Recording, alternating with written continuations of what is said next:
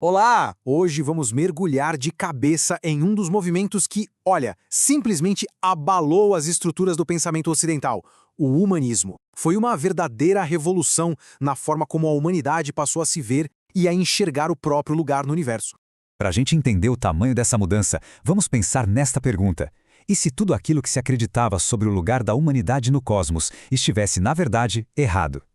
Essa dúvida foi o estopim de um conflito de ideias que mudou o mundo para sempre. Ok, vamos lá. Para compreender a revolução humanista, primeiro a gente precisa voltar um pouco no tempo, precisamos entender como era o mundo antes. Um mundo que tinha Deus no centro de absolutamente tudo. A mentalidade que dominava a Idade Média era o teocentrismo. A ideia, como o nome já entrega, né? Teo, de Deus, era que ele estava no centro de toda a existência.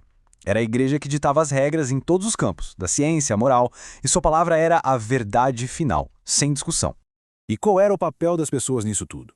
Era bem simples: servir a um plano divino. Era como se a humanidade tivesse uma função pré-determinada. E o negócio não era questionar, explorar ou criar, mas simplesmente cumprir esse papel. Mas aí, algo começou a mudar. Uma nova forma de ver o mundo surgiu, propondo uma ideia que era, para a época, radical, e se a gente colocasse os seres humanos no centro do palco? E aqui temos o conceito-chave: antropocentrismo. Vem do grego anthropos, que significa humano. A ideia era que o ser humano, com sua razão e sua capacidade de conhecimento, era a medida de todas as coisas. Uma inversão completa, uma virada de 180 graus na lógica teocêntrica. E a imagem que virou o símbolo máximo dessa nova visão de mundo é essa aí, o Homem Vitruviano de Leonardo da Vinci. Isso aqui não é só uma obra de arte, não. É uma declaração de princípios. Esse desenho é genial porque ele ilustra os pilares do pensamento humanista. É um estudo detalhado das proporções, claro, celebrando a perfeição da forma humana, mas vai muito além. Ele une geometria e anatomia, mostrando o ser humano como um ser racional que pode ser medido em harmonia com as leis matemáticas do universo. Foi com base nessa ideia, no antropocentrismo, que o humanismo floresceu. Um movimento intelectual que bombou ali entre os séculos XIV e XVII, focado em resgatar as artes e as ciências da antiguidade clássica e, acima de tudo, em valorizar a dignidade, o potencial e a razão humana. E essa valorização da razão não ficou só na teoria, não. Esse outro estudo de Da Vinci de um feto no útero mostra bem essa nova curiosidade científica. Naquela época, a igreja proibia esse tipo de investigação porque o corpo era visto como uma criação divina, intocável. O humanismo ousou olhar, ousou observar e tentou entender o mundo pela experiência direta. Agora, vamos avançar, porque esse confronto de visões de mundo chegou no seu clímax em um debate sobre o cosmos. Foi, de certa forma, a batalha final entre a fé e a razão. E o campo de batalha foram os céus.